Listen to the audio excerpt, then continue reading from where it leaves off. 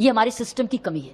ये हमारा colonial system है, ब्रिटिश सिस्टम का हर लॉ एंड ऑर्डर लाठीचार्ज अब आर्म्ड फोर्स।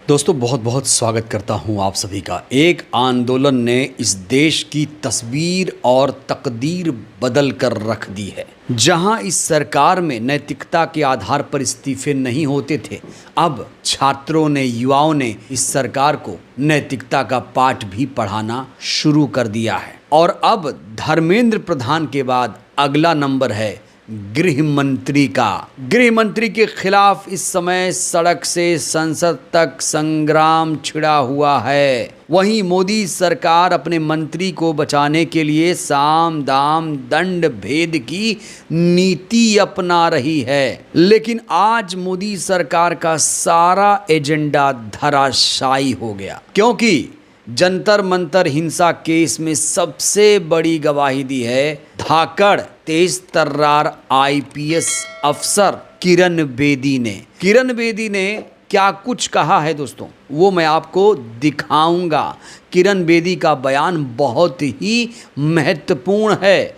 ऐसी परिस्थिति में जब सरकार ये मानने को तैयार नहीं है कि छात्रों पर लाठीचार्ज हुआ, पैलेट गन का प्रयोग किया गया, छात्रों पर AK-47 चलाए जाने का वीडियो भी वायरल है, लेकिन सरकार डिनाइल मोड में आ चुकी है। सरकार अपने मंत्री को बचाने के लिए पूरी कोशिश कर रही है, लेकिन कहा जा रहा है शाह बच नहीं पाएंगे, उन्हें इस्तीफा देना ही पड़ेगा। काउंटडाउन शुरू हो चुका है। दोस्तों ऐसा नहीं कि सिर्फ सरकार ही गृह मंत्री को बचा रही है। इस बीच पैलेट गन विवाद में एंट्री हो गई है सीआरपीएफ के डीजी की। सीआरपीएफ के डीजी ने आज एक हैरतअंगेज बयान देकर पूरे देश को हैरान कर दिया। दोस्तों सबसे पहले इनका चेहरा आप पहचान लीजिए।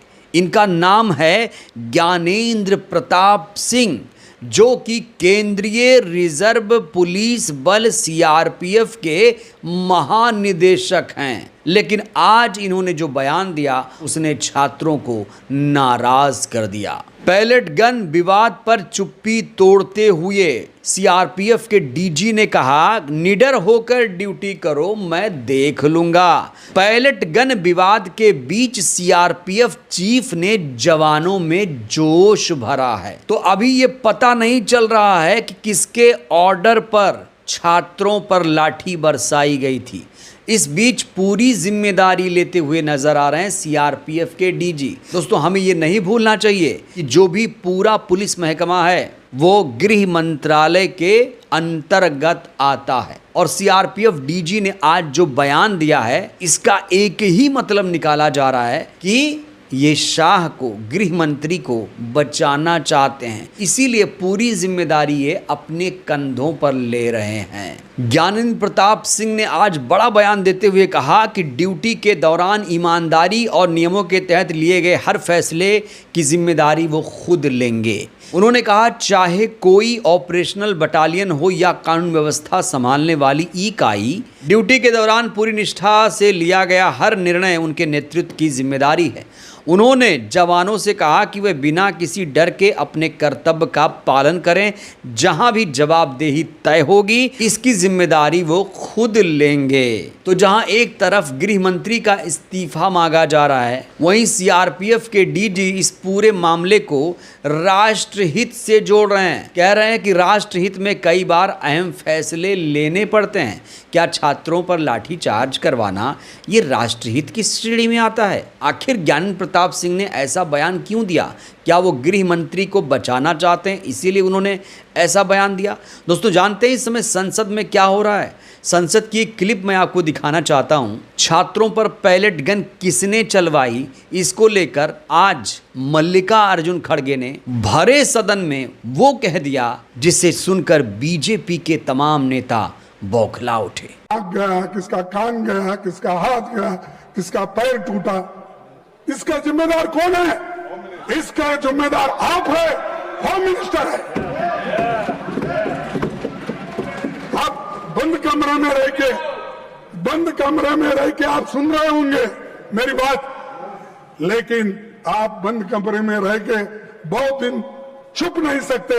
एक दिन हम बाहर खींच कर आएंगे और जनता जनता के सामने हम दिखाएंगे इनके देश में क्या है। दोस्तों, मॉनसून सेशन चल रहा है, लेकिन प्रधानमंत्री, गृह मंत्री सदन से गायब हैं और इसीलिए संसद के बाहर इस समय हंगामा भी हो रहा है कि मोदी शाह सदन में आओ, सदन में आओ।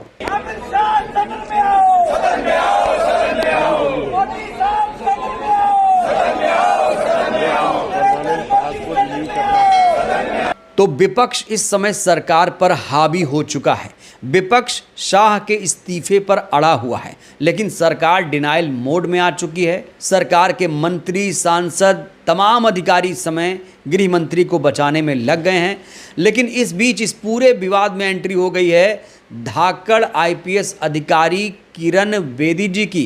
पूर्व आईपीएस अधिकारी, पुडुचेरी की पूर्व उपराज्यपाल किरण बेदी ने दिल्ली में जंतर मंतर हिंसा मामले पर आज एक बहुत बड़ा बयान दिया। बिना देर के दोस्तों, इनका ये बयान सुनिए आप। प्रॉब्लम यहां आती है कि स्टूडेंट प्रोटेस्ट सीधा आर्म्ड फोर्सेस के साथ टकराव में क्यों आए।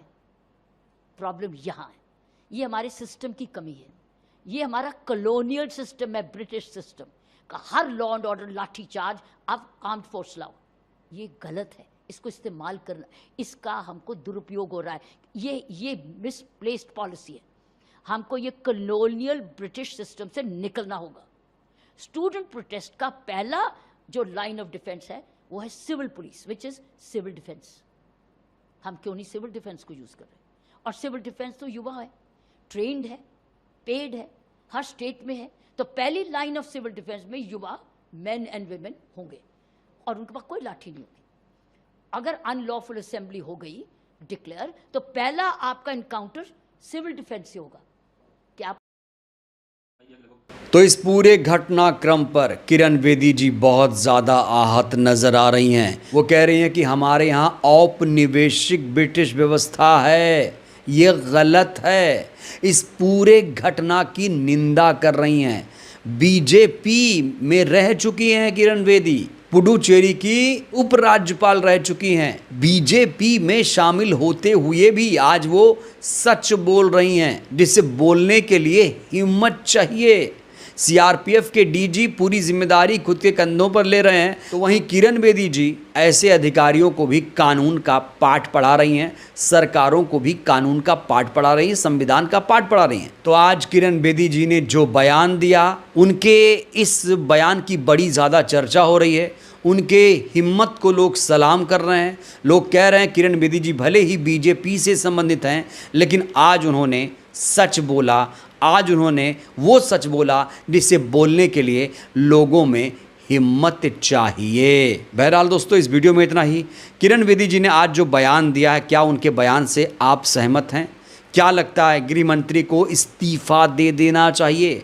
दोस्तों, आप लोग इस सवाल का जवाब दीजिएगा। जितने दर्शक ये वीडियो देख रहे हैं, सभी लोग आज इस सवाल का जवाब ज़रूर दीजिएगा।